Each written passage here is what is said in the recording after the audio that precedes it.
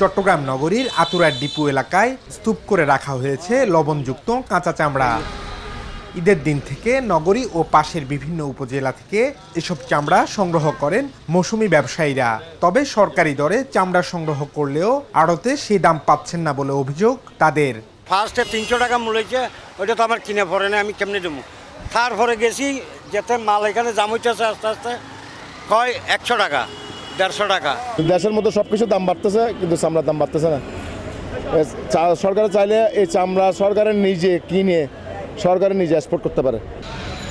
মৌসুমি ব্যবসায়ীরা লবণের দাম যুক্ত না করেই চামড়া সংগ্রহ করায় বিপাকে পড়ছেন বলে জানান আড়তদাররা। একই সাথে ট্যানারি মালিকদের সরকারি দরে চামড়া না কেনার প্রভাব মাঠ পর্যায়ে পড়ে বলে দাবি আড়তদার সমিতি নেতাদের। মৌসুমি ব্যবসায়ী, ফড়িয়ে ব্যবসায়ী ওরা তো ওগুলো বুঝে নেই, ক্ষুদ্র ব্যবসায়ী ওরা দাম ধরে দিচ্ছে। তারপর তো আমরা চলছে 300 টাকা, 300, 400, 500, 600, আর বড় দুই একটা 700, 700, 800 টাকা চলছে। ওয়ালটন ফ্রিজ কিনে অনেকের মতো আপনিও হয়ে যেতে পারেন মিলেনিয়াল। সেরা পণ্যের সেরা অফার। প্রতি বছর তো চামড়ার দামটা দেয়, কিন্তু ট্যানারি মালিক তো সরকারের নির্ধারিত দামে আমাদের থেকে চামড়াটা কিনে না।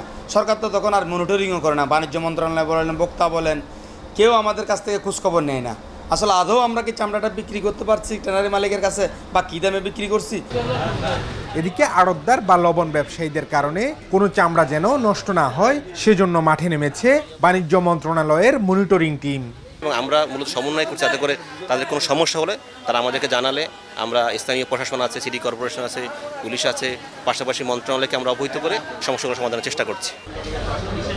চট্টগ্রামে এবার কোরবানির পশুর প্রায় 3.5 লাখ চামড়া সংগ্রহ করেছেন আড়তদাররা।